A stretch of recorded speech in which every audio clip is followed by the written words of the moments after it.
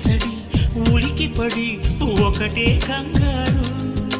చప్పున ఒకటై పోదా ఈ దూరం చెరగని, ఎక్కడికైనా పోదా మన లోకం వేరని.